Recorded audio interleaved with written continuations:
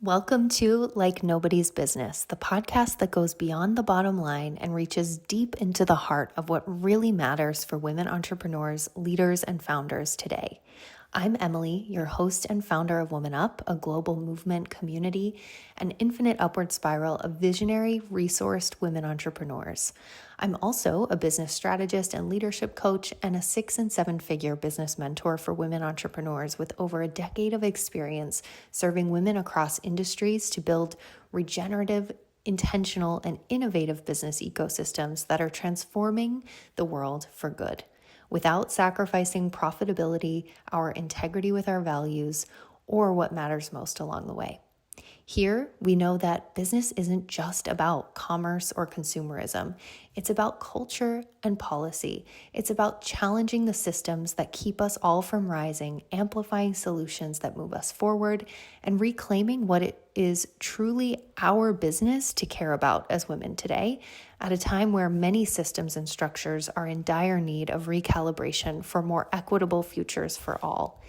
Each week, I'll sit down with values-driven women leaders, activists, authors, researchers, and innovators who are on the front lines of shaping the conversations that matter most, issues of equity, upward mobility, and dismantling systems of oppression within ourselves, our work, and the world.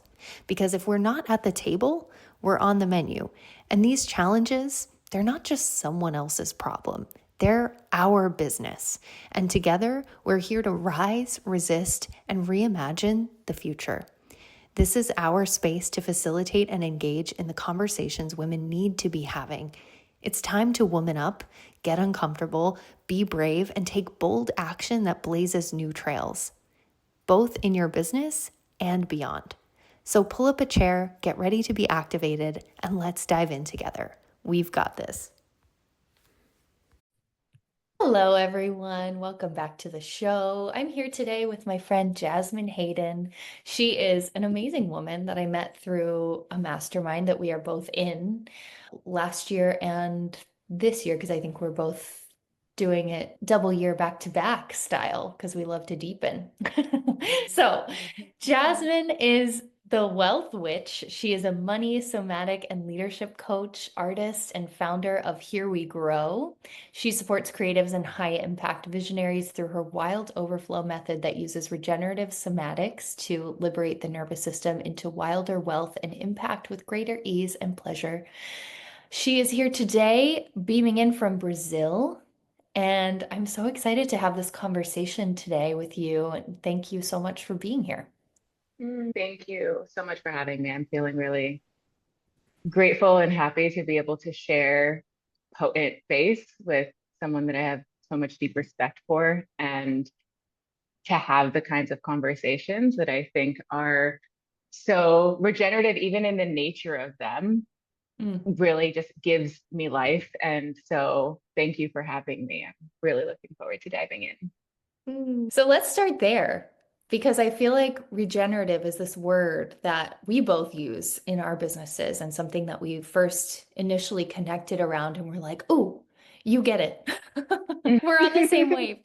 And I know that this is a term, sometimes people will ask me like, okay, I understand that in theory, but what does it mean in practice? Or what do you mean by that?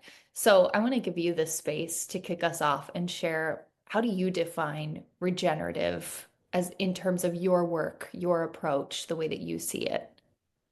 Yeah. So the way that I define regenerative in my world and my work is coming from its indigenous roots of working with, I use land in the sense of quite literal land, but the land of also our bodies are of Mother Earth. And the way that we are working with our bodies, the way that we're working with our relationship to Mother Earth to allow for the cycles of life to be energizing, to give us the fullness, the depth, the quality, the richness of being in our full expression and being able to be connected with our power through the cycles, the seasons, right? Because we know when we look at the way that Mother Earth grows through the seasons, we have death and decay and rebirth, and the way that I'm like, damn, I'm getting real deep already. Like the way that toxic capitalism pushes us to like force and to extract and to exploit and to go against our natural rhythms is why a lot of people get to the point where the stress or the overload or the exhaustion from being disconnected from that way of natural being leads to not even feeling the rebirth that is possible from the death of the old. And so when I say regenerative and the way that I really work with it in my world, it's being in connection with our work, being in connection with money, being in connection with our leadership, being in connection with Mother Earth in a way that allows for us to feel that life is giving to us as much as we are giving to life, and that we are one with that. And there's a belonging with that, a belonging in our bodies, a belonging to and with Mother Earth, a belonging to and with community that we've been conditioned, most of us have been conditioned to separate ourselves from, to disconnect from. And that's actually so depleting when we do those things. And we know just from a very primal sense how much unity in togetherness and with Mother Earth and with our bodies, like that is what gives us the life force, what gives us the energy to be able to make the kinds of changes that we want in our life. And so when I'm talking also about regenerative money, it's allowing for money to come through us, to expand with us, to grow with us, so that we can be showing up in our fullness and out of the old ways that dim us or that can make us shrink or make us small or make us hold back from our bigness. Beautiful. What I'm hearing in that are some of the same threads that I speak about often, which is like there is this reciprocal nature. We can't be transactional and receive transformation at the same time. There is this necessary interwoven reciprocity of give and take. Also, the idea of the individual that's nested within the collective and acknowledging that interplay of the two, and that growth and evolution and abundance and all of these concepts that we play with in both of our work all the time are inherently need to be dealt with on like an individual level, but not solely an individual level. Like it's also woven through the collective, and that approach holds it, it almost creates this, like, the way I see it is this woven web that's so much stronger, that can hold Mm-hmm. the individual in the times when, as we do as humans, stumble or forget or feel disconnected in some way from our true genius or our innate abilities or our strengths or our vision, perhaps. I love this. You mentioned we already started talking about capitalism, and I want I to was dig like into this because I feel already like going right into it. go for it. No, I feel like this is so perfect because I think we remember the like Occupy Wall Street movement and this sort of like anti-capitalism situation that's emerged in the last couple of decades. And it's always, been around because for one thing to exist, there's always polarity and all of that. However, I feel like right now what we're seeing with the tech bro oligarchy emerging, like all of this stuff that's going on that we're informed about, it really feels, ooh, there's like it's the underbelly is emerging in ways that were previously maybe not as visible or not as apparent or not as in your face as they are now, which means it's all up for healing, right? It's all stirred up and it's on the surface. And we're like, okay, here's what we're looking at. Here's what we're dealing with. This is the net result of this version of capitalism, late stage capitalism.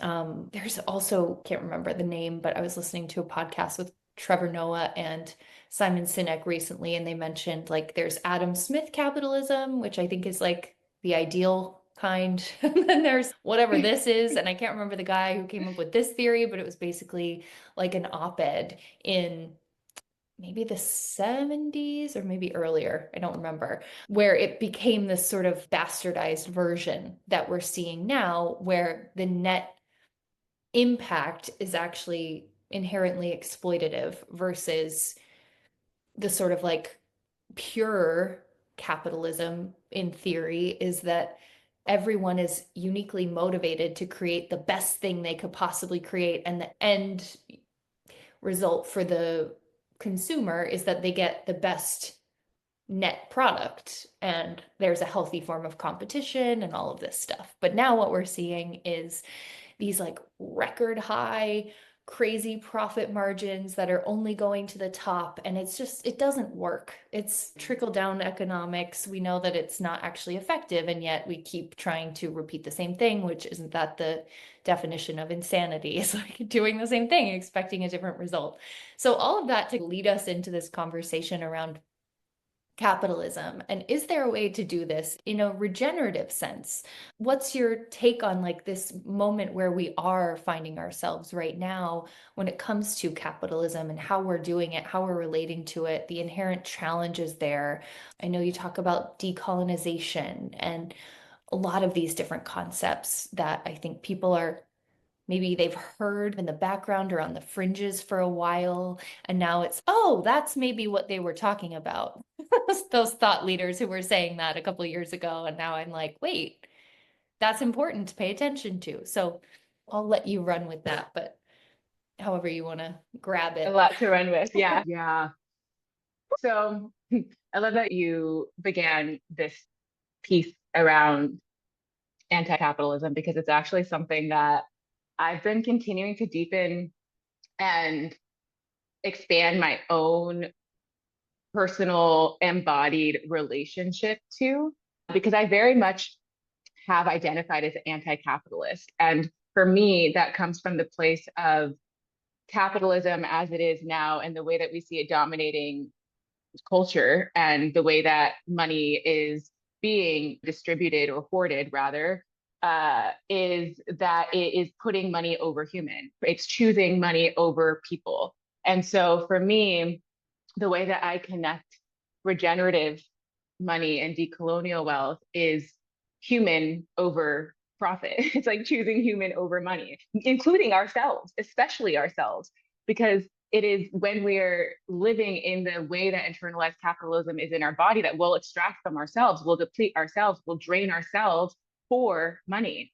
And so the shift that I feel like is so possible and that I'm loving getting to bring people on board for this movement is like, what if money itself and the way that we are receiving it, the way that we are growing and holding it, the way that we are redistributing it is allowing us to feel the depth of support that's actually going to nourish our bodies so that we can stay present to what's going on, so that we can use our voices powerfully, so that we can lead our communities with conviction and with truth, so that we can allow for money to be the resource and the tool that it could be when it's used as medicine. And there's this really beautiful author that I love. Oh my God. And of course, I'm spacing on his name. It's like Edgar, I forgot his last name right now. He wrote this book, Decolonizing Wealth. And one of the principles I love teaching around allowing money to be medicine. And the way that I see this next chapter being able to be so much possibility in the evolution of how we're connecting to money through a new paradigm of what capitalism can look like and can feel like for us is allowing for money to serve as this resourceful medicine for ourselves and for the communities that have been harmed and that have been marginalized and that have been disadvantaged by these systems historically for so fucking long. Meaning women of color, meaning Black humans, meaning trans humans, meaning gender nonconforming humans, meaning those who are not embodied in that which gain the most privileges, which are white men, and right below that is white women. And so the more humans of all bodies, of all races that come on board for this, the more that all bodies and all humans benefit from it. It's a way that we're getting to liberate ourselves and therefore liberate our communities and our collectives by allowing for wealth distribution to be something that's actually bringing us deeper into our service and bringing us deeper into our sense of being, with also the wisdom that we can access in our bodies when we are not being dragged down by the stress and the pressure and the weight of toxic capitalism. So I actually do identify as an anti-capitalist in that I'm like, I'm not for money to be for the sake of only money or to be for the sake of choosing money over humanity. And I love money and I want to create more money for myself, for my family, for my communities, for the world to be able to relate to in a way that's actually, hey, we get to have the kinds of lives and the kinds of access to our dreams, to our visions that wasn't available for our ancestors, that wasn't available for our lineage, that wasn't available before this time. And allowing that to be something that brings us deeper into our purpose and that actually is leading us deeper into what do I want to do with this life? Like, what do I want to do with this resourcing? How do I want to allow for money to support me to show up for what fucking matters to me? Because what happens when we're living under that old toxic paradigm of capitalism is that we don't have the energy. Like, people don't have the energy to show up for what matters most because they're stuck in different survival based states in the nervous system. And when the body is stuck in that survival state, you don't have the mental capacity, you don't have the emotional capacity, you don't have the somatic capacity to be able to serve more, right? To serve yourself more. And that's a big piece of my teachings is yes, serve your community, serve your family, serve your partner, serve the causes, the missions that you stand for, but you're included in the service. And if we're not serving ourselves and making sure that we're overflowing, then we're just repeating the same fucking shit over and over again.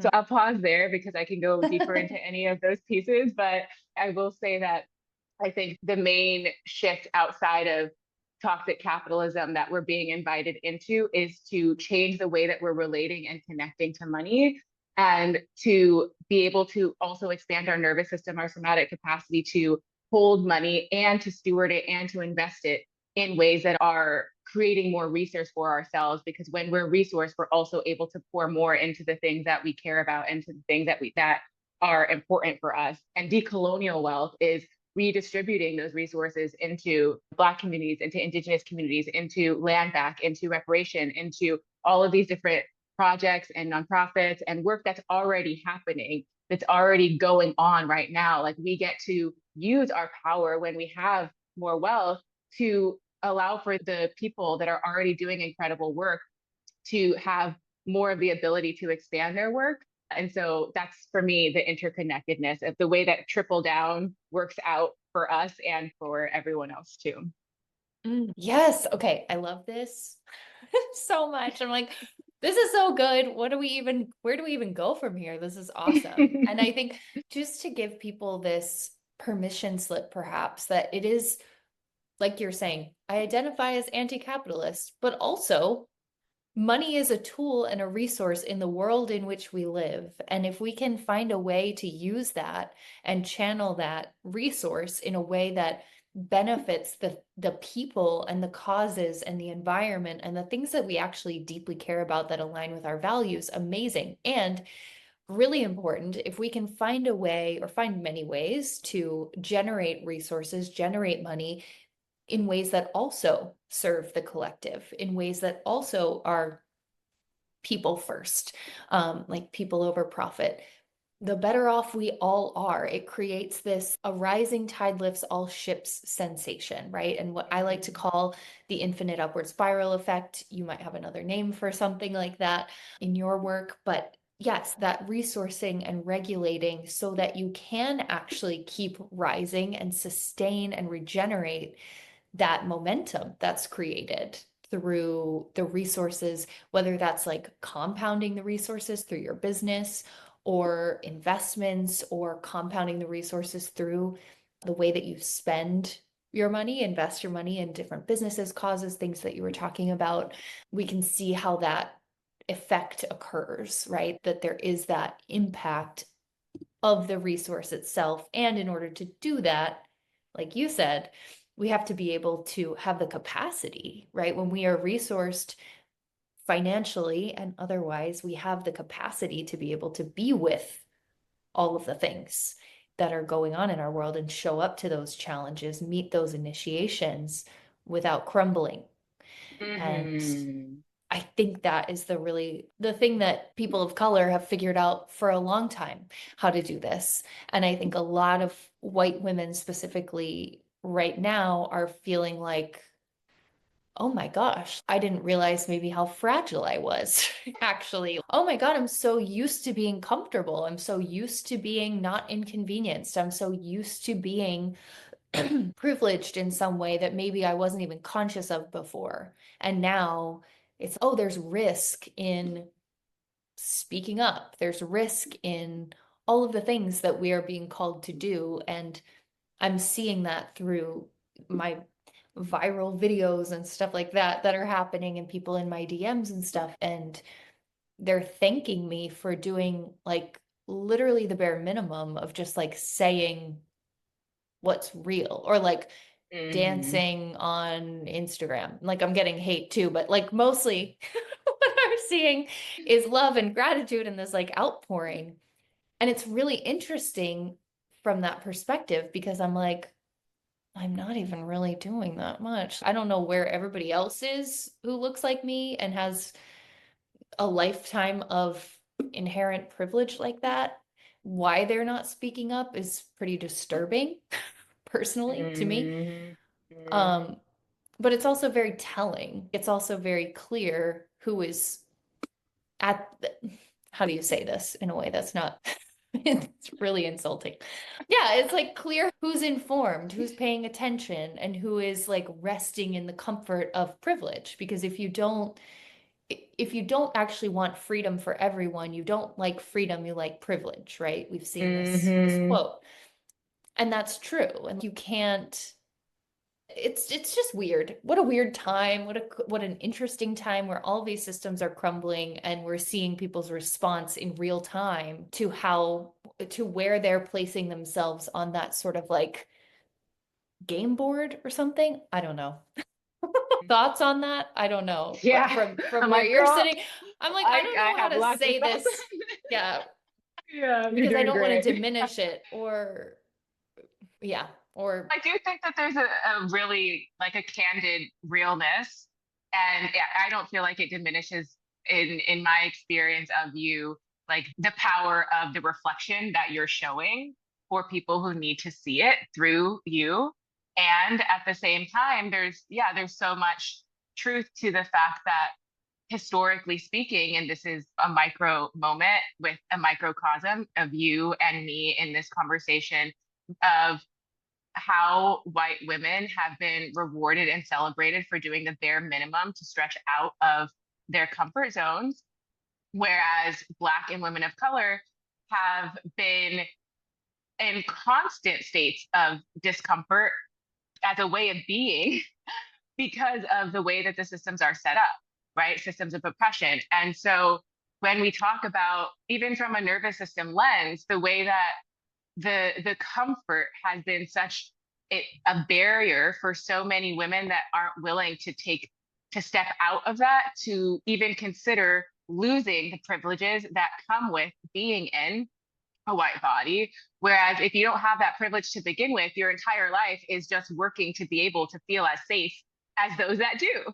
And so I think that it's such a real thing that when I see the different kinds of edges that my Black sisters, my Mexican sisters, my Indian sisters, my sisters who aren't white, especially those that are darker, lean into when it comes to speaking up or visibility. It's like it's an age, a story as old as time. It's like the movement has been led by, but the actual changes in policy have really shifted over time because of people that are allies, people who have privilege, people who have more access to money and to resources, uplifting women of color or using the same information or sharing the validity, because that's the way white supremacy operates. It's only normalized or accepted if it is coming from someone who is in a white body.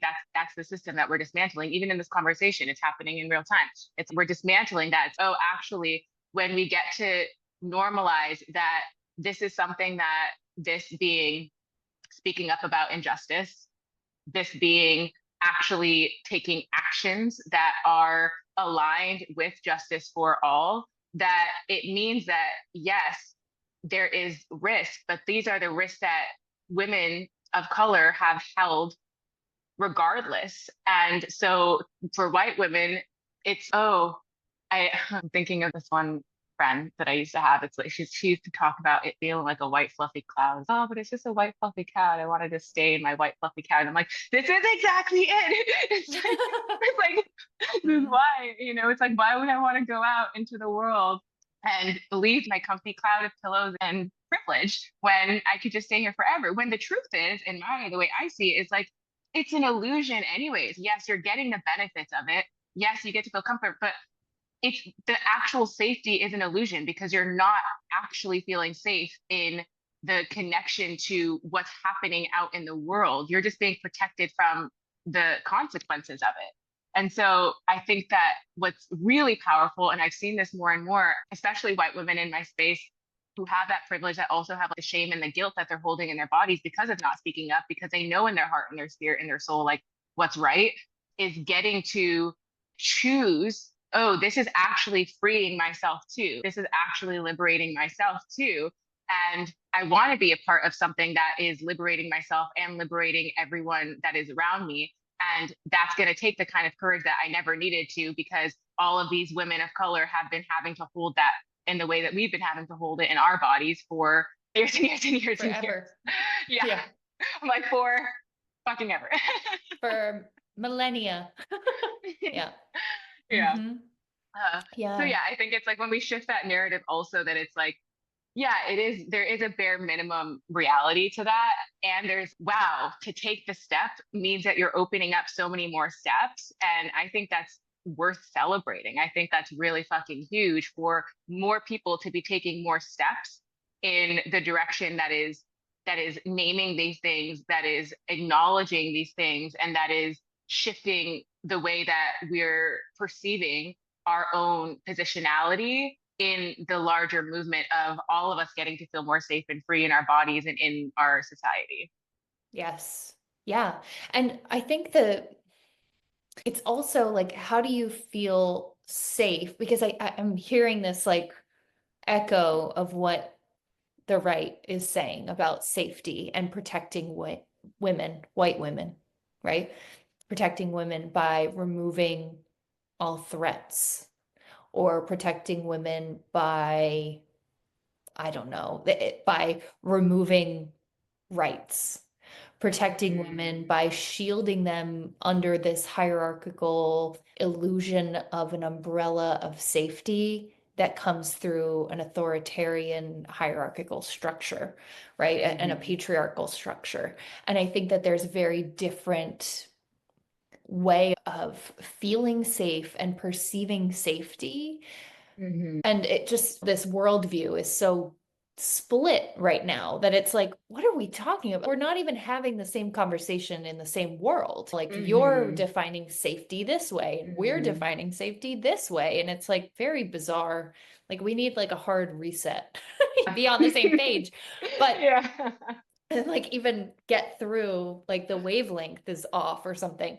Regardless, I think that is one of the weird things right now too. The idea of safety in our bodies. What does that require? Is that a choice? Is that a eliminate everything external so that I feel not uncomfortable or afraid anymore? Is that put my head in the Mm, sand so that I don't have to deal with it? Is that not inform myself because the truth is uncomfortable and nuanced and requires critical thinking and is much messier than a black and white mm, thing that somebody told me I should think?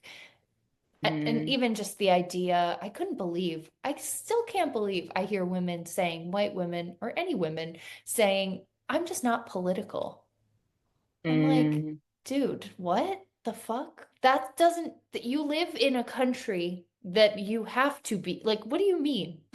You're not political. Politics is doing you, girl. So you don't get mm-hmm, the option. It's just a very weird, I think for a lot of people, maybe who are just catching up. It feels like a warp speed thing where you're like, wait a minute, whoa, I didn't realize we were this far divided or this far apart or this far behind, or like that there was this much going on that I didn't realize on the other side. There's just so much like flooding the zone, I think, happening for people, and emotional flooding that comes along with that, mm-hmm, and the dysregulation and the disorganization and the disorientation that happens as a strategy to keep us from being effective and paying attention and staying focused on the things that really do matter that we can fight back around. And I know we started our conversation before we started recording today around how we can hold both nuance of staying informed while also choosing joy and also choosing to be regulated in our bodies. And the work you do is also primarily somatic. So I'm curious, that safety in the body, that feeling of resourcing ourselves and regulating ourselves in the midst of, oh my gosh, all of the illusions are shattering and all the old systems are crumbling and it feels like they're grabbing really tightly right now to keep it in place. Like, how do we hold this moment? How do we meet them? How do we hold this moment so that we can meet it effectively?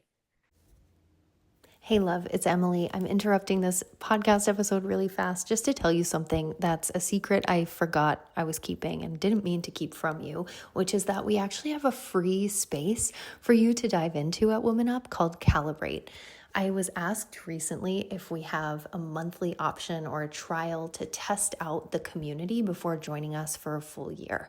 We don't, and we've actually tried that before, and ultimately we made the choice to not offer it because it was actually a disservice and antithetical to our teachings, values, offerings, and integrity of our space, which is truly founded on transformational, deep, long-term relationship building and community participation and engagement, both of which require commitment. Because actually, all transformational change, evolution, and growth requires the precedent of commitment. That being said, I know that you want to make sure that your investment will be aligned and that the work that we do at WMNûp is the right fit for you and your business at this point in time. And if you haven't already felt that through listening to this podcast, Calibrate is the perfect way to kind of test it out.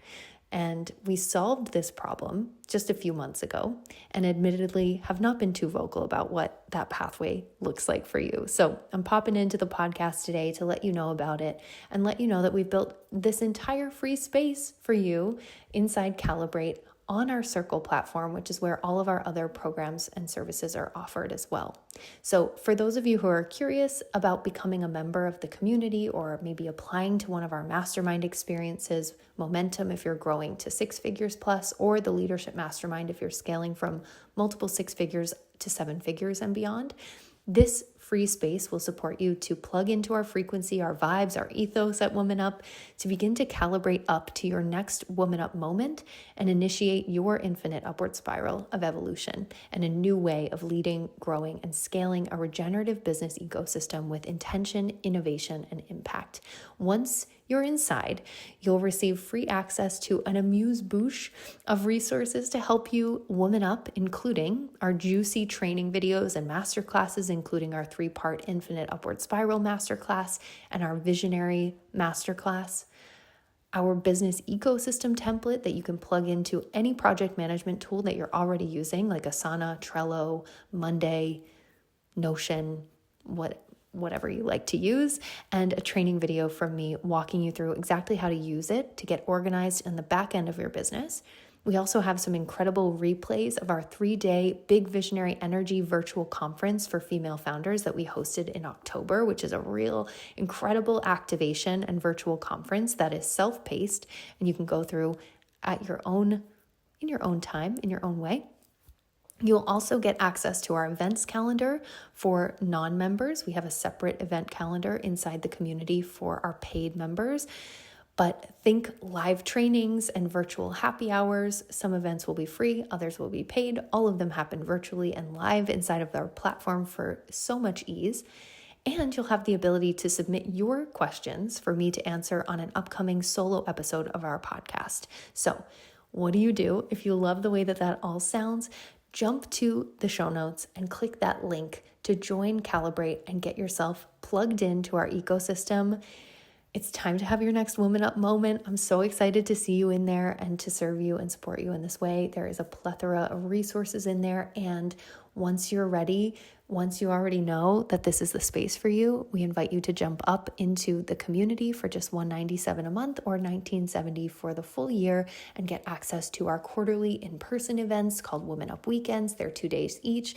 This year, we're going to be taking them all across the US, which is really exciting. So come join us. We'd love to have you. And if you have any questions, of course, you can always send me a direct message on Instagram at Emily in Your Business or at WMNûp, spelled WMNûp.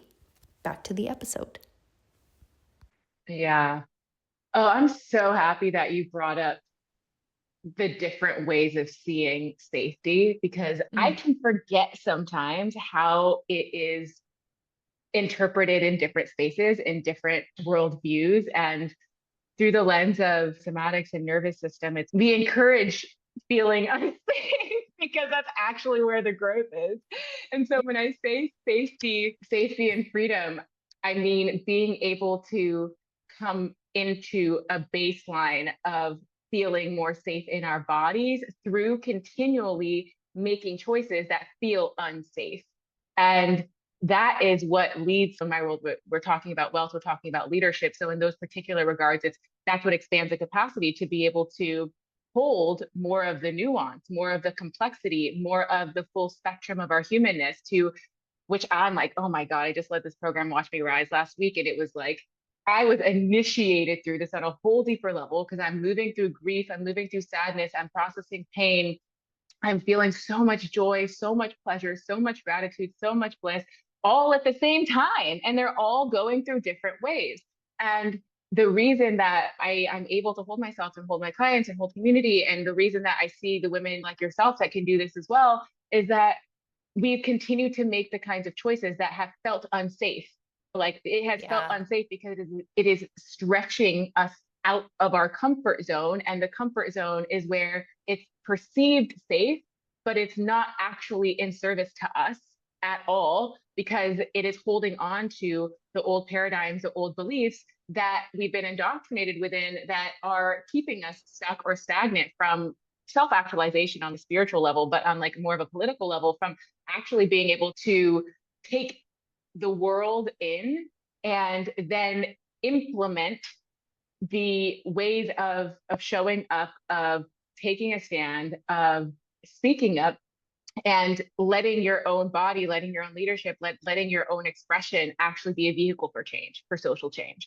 And when I say safety, I'm meaning, yes, safety and freedom for people, all people, to be able to feel like they're resourced enough and have the kind of security, the kind of stability that should be available for all of us. And that requires from those who hold the most privilege more than those who don't, being able to make more and more choices that feel unsafe, even though it's not actually unsafe. It just feels unsafe because it's so uncomfortable. And the way that the primal parts of our bodies can be just so activated and charged around things that it's like, oh, yes, I'm too overwhelmed, or this is too much for me. I think that's where this work really gets to come into play of, wow, actually, can I lean into how unsafe this seems or this feels? Because on the other side of this, that's the stretch, that's the growth that's actually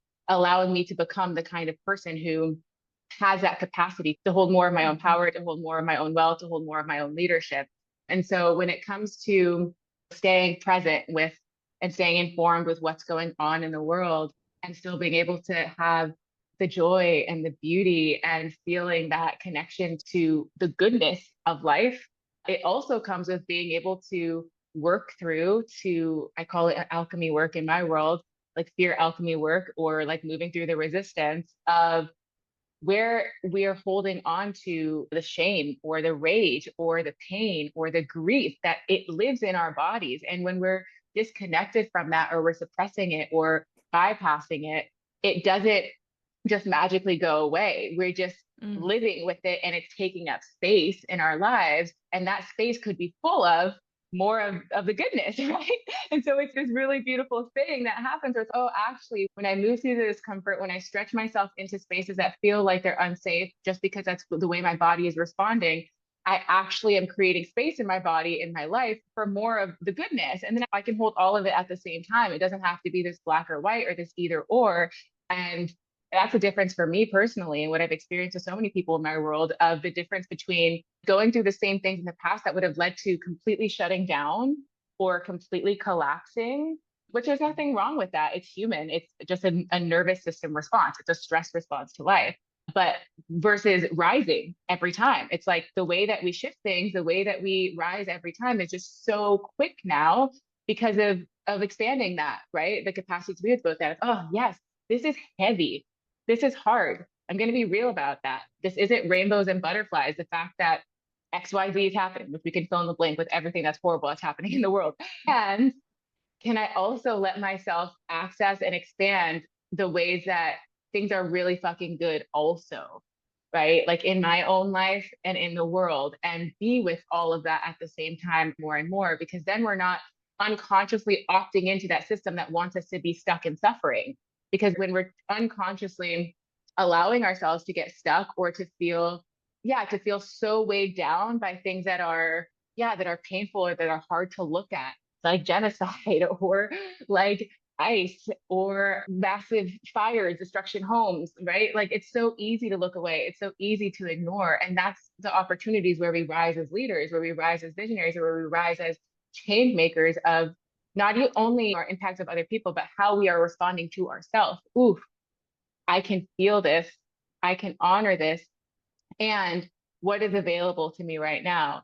How am I resourcing myself? Whether this is going through into different practices, leaning into community, because that's how we stay in these, I call my work, we're in regenerative ecosystems. So staying in these ecosystems where we're leaning into each other, we're being heard, we're being witnessed, we're being celebrated, we're naming the fear so that they lose their power, where we're going into Mother Earth, not with the intention of, oh, I can't be with any of this. I'm going to isolate or I'm going to retreat. It's yes, I'm going because I need space to process. I need to be connected with Mother Earth. I need to be in my body. And this is giving me the life force. This is giving me the support. This is giving me the regulation to come back and to show up.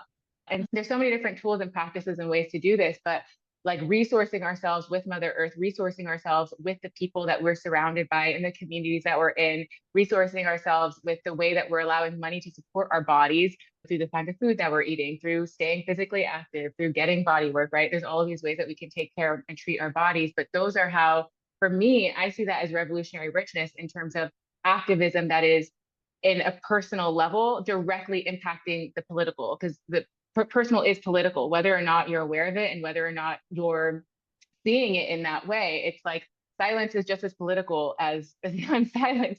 You are giving voice to the oppressors of society when you're not being silent in it. And so, okay, if it feels really fucking terrifying for me to use my voice in this way, what do I need to do to take care of myself so that I can still use my voice?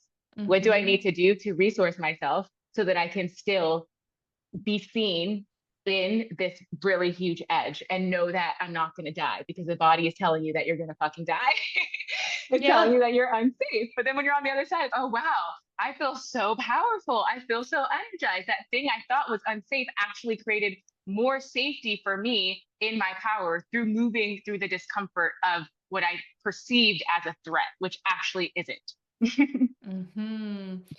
Oh, so beautifully said. I think that's the like catch 22, right? It's no, you don't wait to feel comfortable or wait to feel ready. You move and then you get the result of that feeling. Like you go first, you lead yourself, like you initiate the growth and the evolution in your life, in your work, in relationship, in all of it.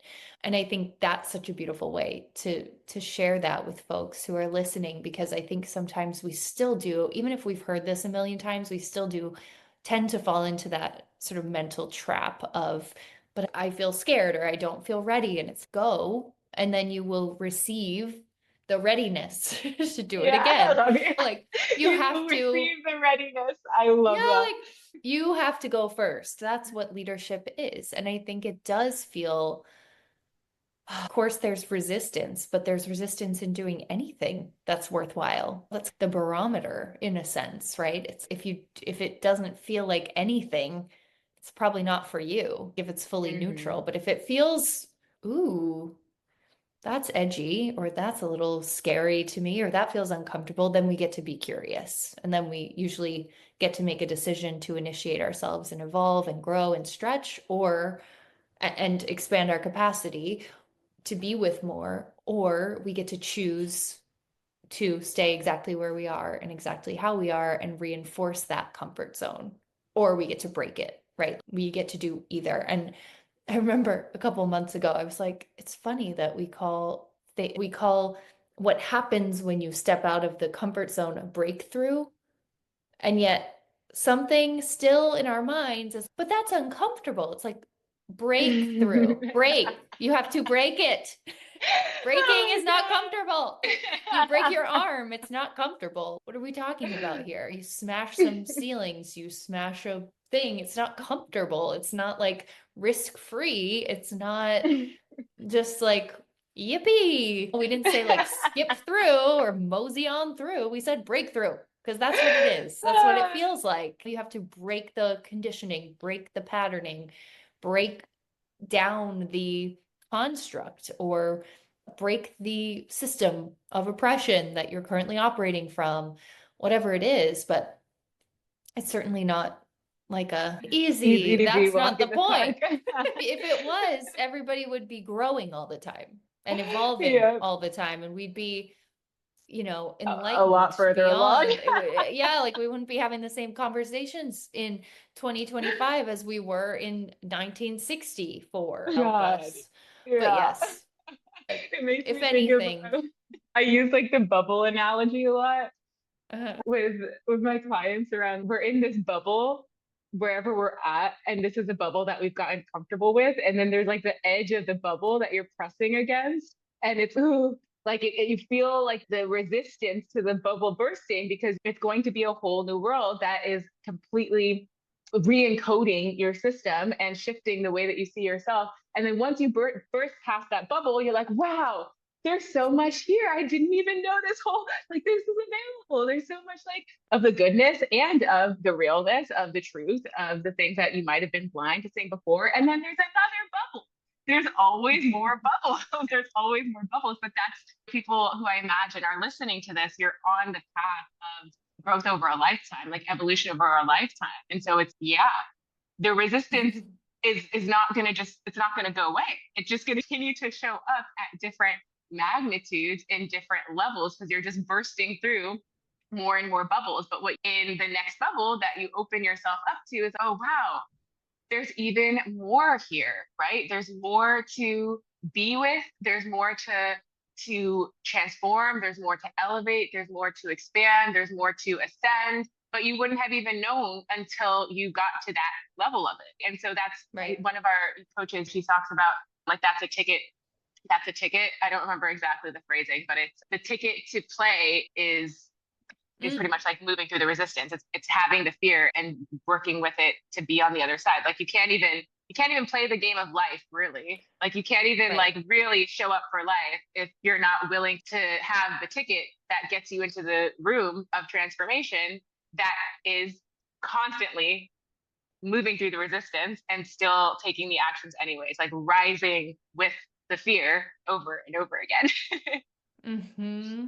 Yeah, and that's really, in my view, that's how we become unstoppable. That's how we become unshakable. That's how we build strength. It's like we, you have to keep running the rep again and again. You have to keep like working at it, softening the edge or whatever metaphor we want to use for that. But it's like you got to keep working. It's the practice, it's the repetition that builds the strength, that builds the muscle, that builds the capacity to be able to be with more. And that goes for, as you said, more of the good and more of the, oh, wait, that was also happening, more duality. And I think that's really what opens us up. Being on the other side of that bubble, as you were sharing, is really the thing that opens up possibilities and that sense of limitless expansion that we didn't even, that wasn't even on our radar before, that we couldn't even have imagined because it's actually beyond the bubble that we're currently in. Mm-hmm. And then you got to burst that bubble and then you get to the next level and then you're like, wait, what? There's more? Cool. It's deeper and richer and juicier and more expansive and there's more possibilities, more options, more choice, more freedom. Mm-hmm. Wild how it Mm-hmm. works, but it's true. And that's why I think both of our work is very much about regenerative nature of things and evolution and the constant, like the continuousness of that, not just like a linear start and end kind of Mm-hmm. paradigm, but an Mm-hmm. ongoing, constant evolution. It's continual. It's nonlinear. It doesn't end. It's just like a new thing now. And I think that for me, entrepreneurship and leadership have always felt like that. It's not like there's a destination where it's okay, I'm 10 years in now, everything got easy. But no, there Yeah. are things that were once challenging at every level that then are not. And then there's new stuff that you have space for to explore and Mm-hmm. investigate and expand into and try out and test and try on and all of the things. And it's constantly evolving. And I think that's the beauty of it. If we can learn to take an approach and take a viewpoint that actually allows us to experience that joy, the beauty of that process instead of constantly resisting it because we're expecting it to be something different. Um, Mm-hmm. you know. Yeah, yeah. And the thing around that I think is so important for more leaders, especially entrepreneurs, in the nature of continuing to grow and deepen in our work is that it doesn't get like it doesn't get less challenging or less hard. I think that there's this perception that it's like, oh, when I get to this level or when I'm blah, blah, blah, things, yeah, will be easy. And the thing that I love to teach and that I'm such a stand for, because this has been so massive for me and in my world, is that we do the hard shit so that it feels more easeful. It's like Mm-hmm. we're creating more ease because of how hard it can be.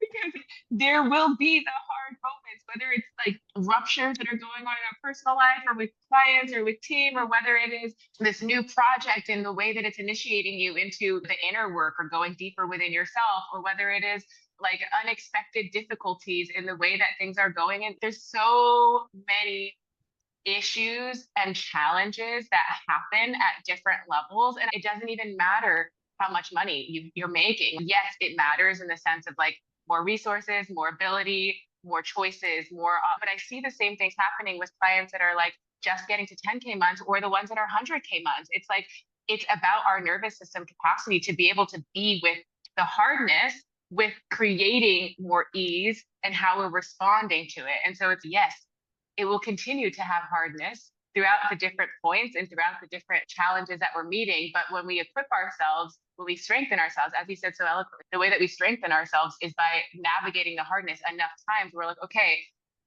I can handle this with ease. Like this, I can handle with ease. This, I'm still learning how to handle with more ease, right? Because this is a new thing, but it's always going to be something because each expansion, each bubble comes with its own set of things that we're still learning how to navigate. And so I'm happy that you brought that in because I think that, yeah, there's definitely an illusion that, oh, when I achieve this certain level of whatever success means, that then I'll be comfortable, then I'll be easy. But it's like, no, it will still have discomfort and it will still not be easy. But you can show up for yourself. You can show up in your leadership with far more ease because of the skills that you've cultivated in being with it and not doing the things that a lot of people, just because we're human, do, which is freeze, flight, shut down, avoid, look the other way, get anxious, like all of these different ways. It's, oh, actually, I can stay regulated. I know I can handle this. This is not what I want to be happening right now, but I can be with this. And then you show up. And it's something that becomes so second nature that it's not even something that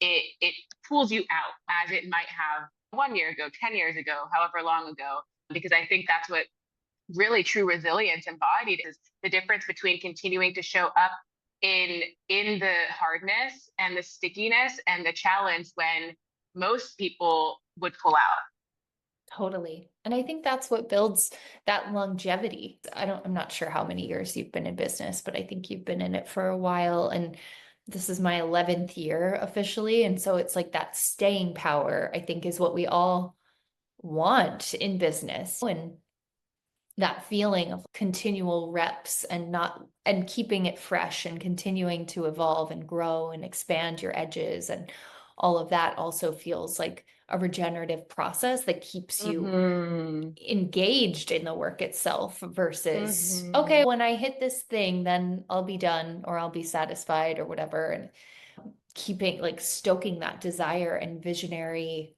nature within yourself, innovating, disrupting yourself, moving forwards, continuing to pop those bubbles or rise through the rungs of the infinite upward spiral, and expand your edges, expand your capacity along the way, is also what it takes to be in it for the long haul, to play the infinite game. So Yeah, so good. So good.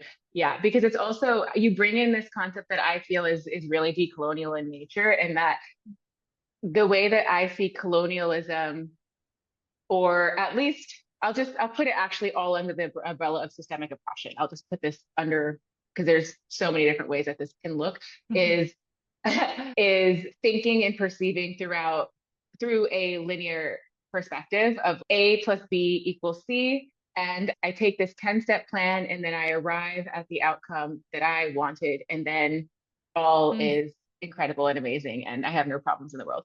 When the way that the and connection, that's how I yes, judge if it's working, or if it was good, or if it, yeah, if I am good, or if it is good, is if I reach that point, or if it lines up perfectly with my own projected, imagined expectation that literally came out of my own head, that has nothing to do with anything else. Like, it, yeah, based on yeah. the past, or based on a projection of what I think versus what the experience itself is designed to be or meant to be for me Mm. specific. Yeah, sorry to Yeah, interrupt. I'm like, no, yes, that's exactly. the, Yes. yeah. Yes, yes. Versus regenerative or decolonial growth over a lifetime. And I believe in more than just this lifetime. And so I also believe that and know that movements, they're beyond our lifetime. They existed before us. They will exist after we're gone. So it's a matter of how we are showing up for whatever the movement that we're here for, whether it's women's empowerment, whether it is environmental justice, whether it is, there's so many different movements that we can belong to. And so when I'm thinking about, when we're tuning into, it's beyond linearity, it's the cycles and the seasons of growth, meaning that's going to require some seasons where, like, the slowness and the death and the stillness is actually quite necessary to rejuvenate and to replenish the system and allow for a new cycle to be moved through, so that there's a spring where there's like fresh life, fresh energy, fresh perception, fresh thought, fresh way of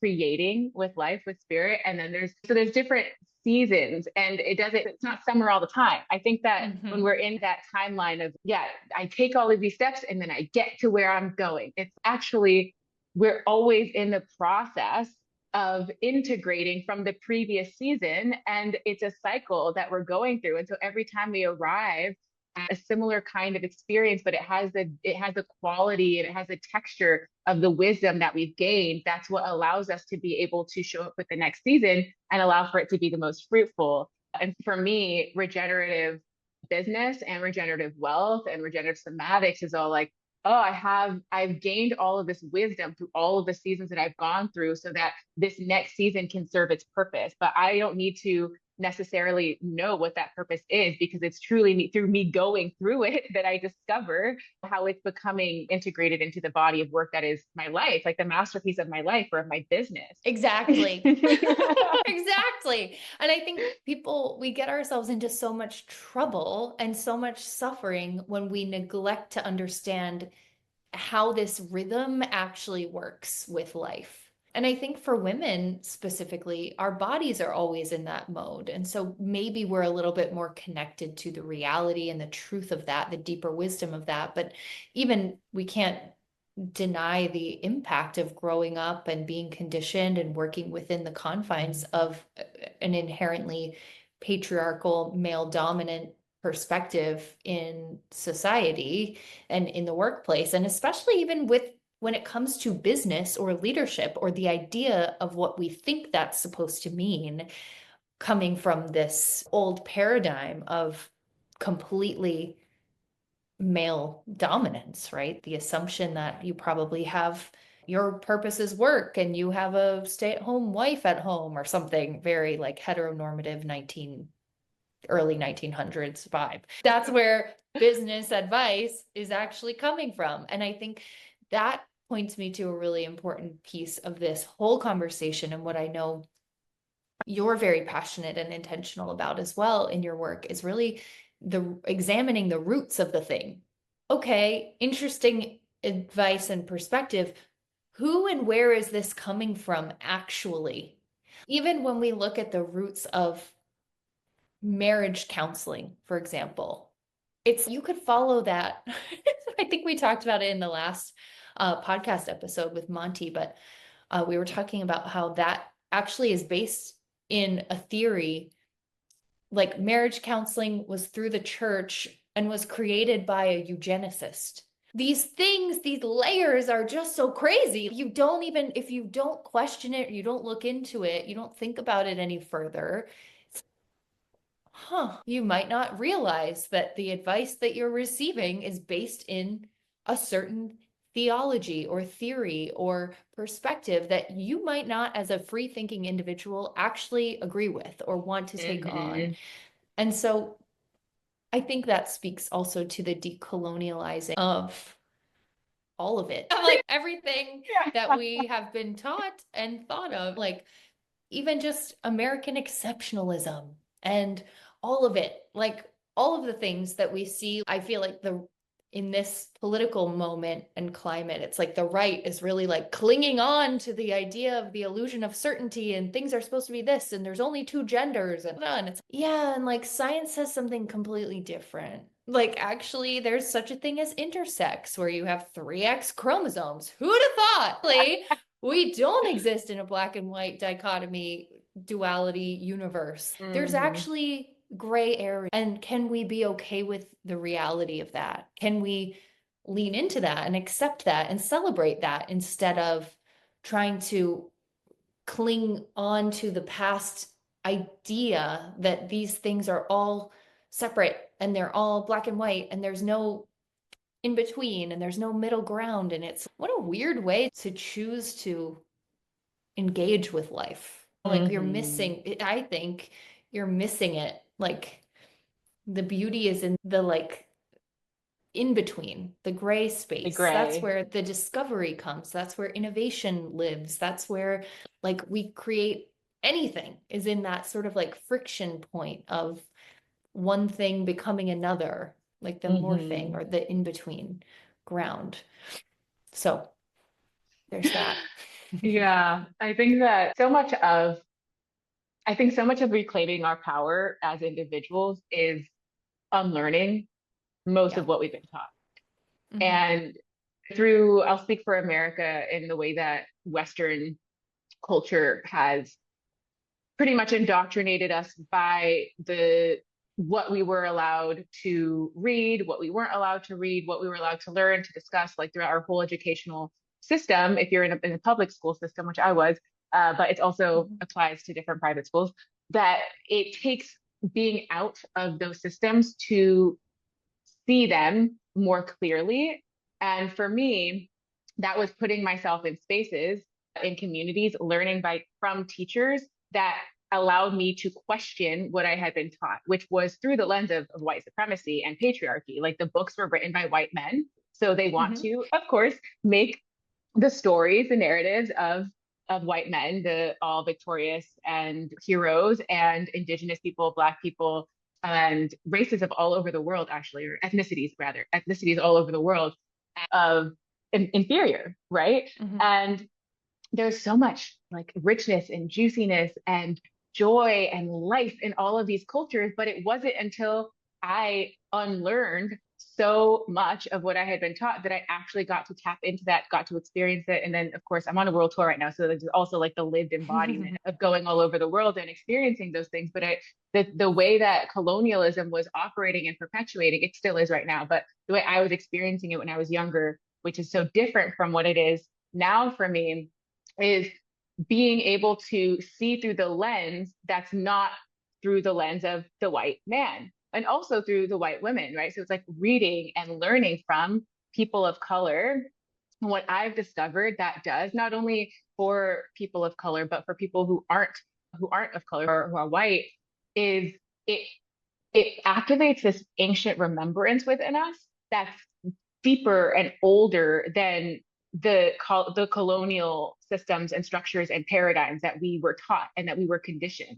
And so then when we start to decondition ourselves more and more, we're able to see how it's only those structures that have been working to uphold power that maintain that narrative through us going through the different schooling, and then therefore like being more trusting of those kinds of sources of information.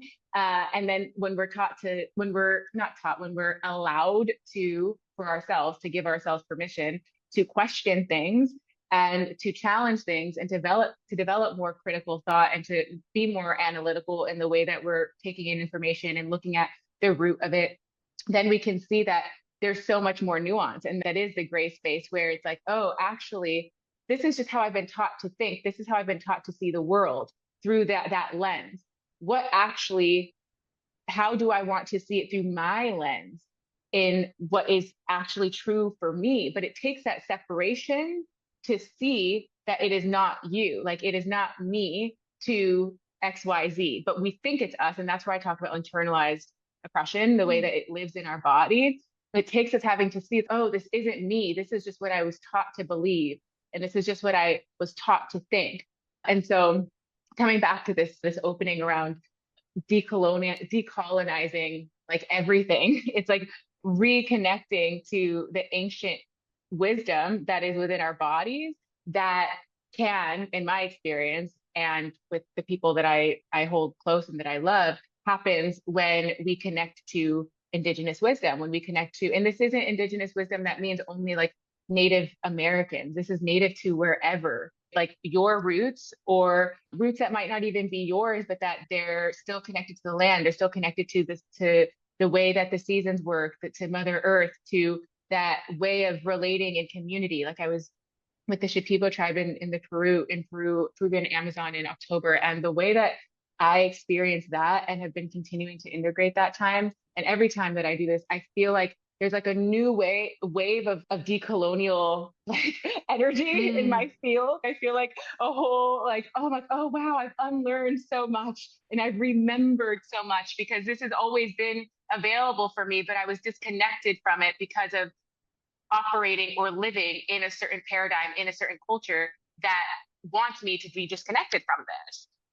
Yeah, I think that this is such an important conversation just about really taking a look at who am I learning from? And does this actually feel true for me? Or is this just what is normal for me because of the kind of schooling or education, or even this might be your parents, like that gave me that this is right and that something else is wrong. And like, where can I find, yeah, that really juicy gray area of, I want to look at this without being like attaching some sense of like shame, I'd say, like attaching some sense of shame of what I might have held on to that doesn't actually feel true anymore now that I'm allowing myself to evolve in my own relationship to myself and to life and to the world. Oh my gosh, I could talk to you about all of this forever. It's so good, but I know we are like already over the time we had allotted, and I want to respect your time because you're in Brazil and you probably have some fun plans to go do something, to dance or something. Okay, so you've got a wild, wealthy overflow training and regenerative somatic practice that we have the link for that we'll share in the show notes. Do you want to share anything about what that is with everybody listening so they can go grab that? Sure. Yeah. So this came through me in Mexico, which are my ancestral homelands. And so it's actually really special and dear to my heart, this transmission. And Mm. the training is super short, so you can listen to it like wherever it's audio. It's 20 minutes. And it's about how to expand wild, wealthy overflow from the nervous system out and how to dismantle the ways that internalized oppression might be keeping you from expanding into your next level of regenerative money. And so it's a really potent transmission. And then the practice itself, it's 13 minutes and you can listen to it or go through it as often as you desire. It's been really powerful for my clients and for the people that have been giving me feedback to be able to work through, like in the actual body, in your soma, work through things that feel like sticky or heavy or dense in your relationship to money so that you can allow yourself to be in a more pleasurable relationship to wealth. So yeah, I love that training. They're short and sweet and potent. And I'm of the belief, just from all of my work in like trauma work and somatic work and leadership work, that sometimes it's really just short, potent transmissions or practices that have the power to shift everything.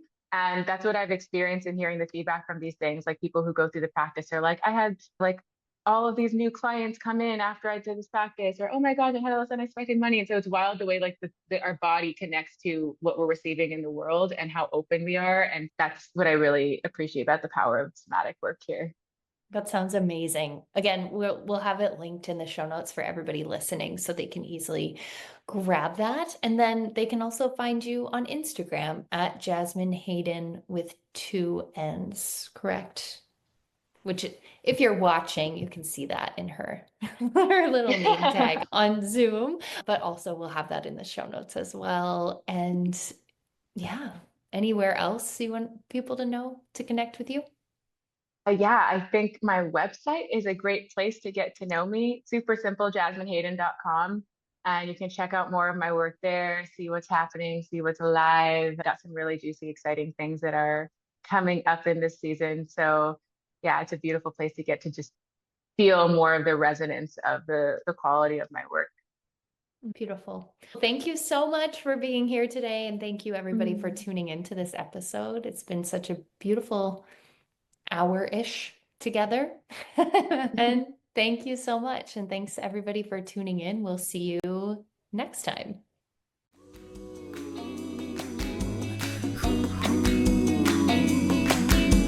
Keep your mind wide open, keep your soul aligned. You've got all the answers waiting there inside. You're not alone.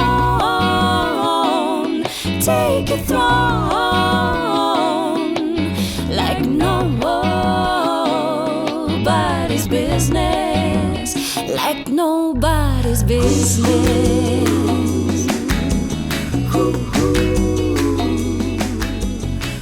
Thank you so much for tuning into today's episode of Like Nobody's Business.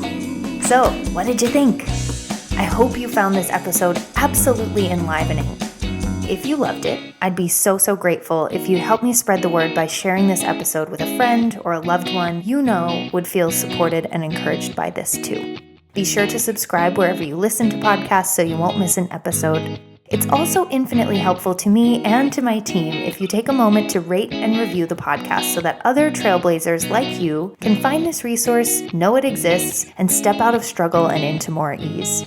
Thanks so much for sharing your time with me today and for taking this space to receive nourishment for your greatest vision. And in case no one told you this today, you are wildly brilliant, beautifully wise, and radically trustworthy. Keep shining your light so that all of those who need what you're here to share with our world can see, feel, and experience your unique medicine. Thank you, thank you, thank you, and I'll talk to you soon. Nobody's business, like nobody's business.